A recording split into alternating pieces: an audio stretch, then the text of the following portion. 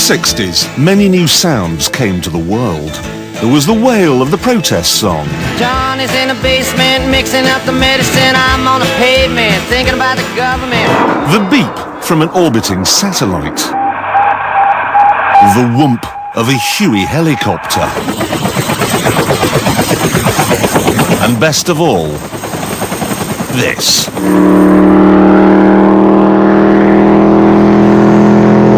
The bellow of a V8 Ford Mustang.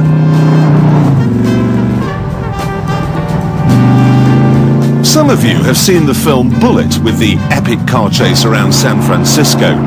It's probably the best car chase in any film. What made it stand out for me is that unlike any other car chase, there was no music to enhance the action. Apparently, the director heard the noise that these engines make and thought, that'll do.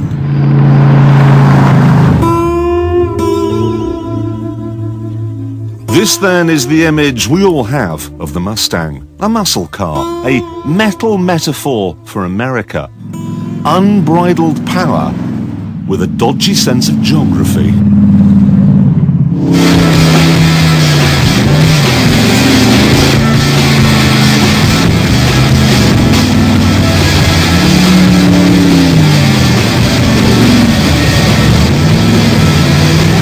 And yet the Mustang is rather more than a ton of brute force and ignorance.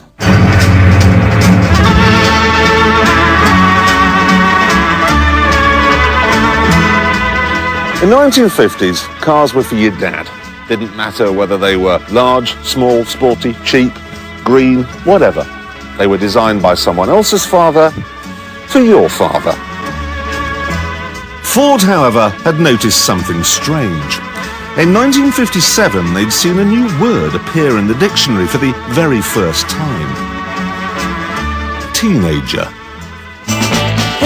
In 1960, they saw the pill come along, and in 1961, they saw a spring chicken get voted into the White House. In essence, Ford saw the baby boom coming.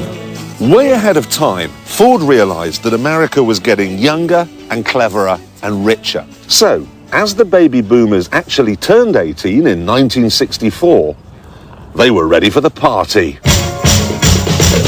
I'm picking up good vibrations. The Beach Boys brought the music. The Mexicans brought the smoking materials. Mary Quant brought the clothes. And Ford brought the car.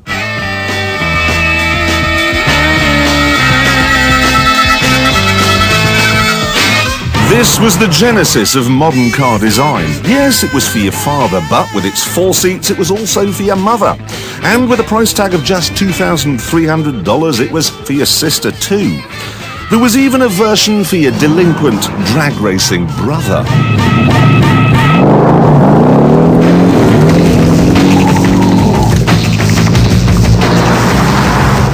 You didn't even have to buy one.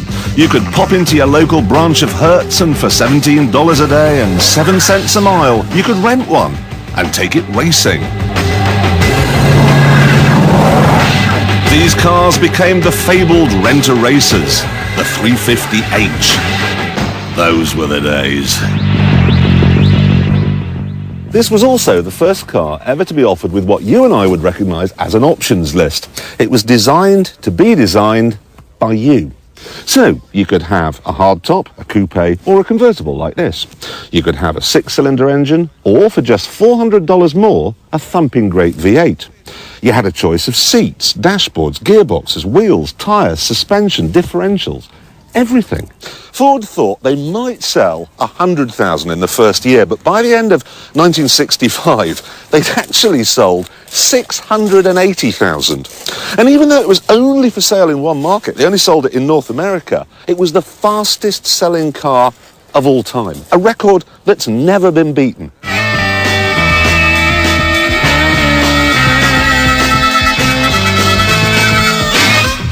It was featured on the cover of Time and Newsweek. There were riots outside dealerships as people clamoured to get one. No car before or since has ever created such a stir. Over the years, Ford has built a reputation for making supercars with supermarket price tags. And the foundation for that reputation is the Mustang. It has such an enduring appeal that it lives on even today among the Evos and the VTECs in the trick, electronic world of the PlayStation garage.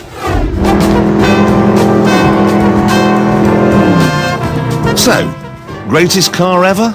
Well, it changed the world, mobilised a generation, redirected the way we thought about cars, and sounded like God shouting.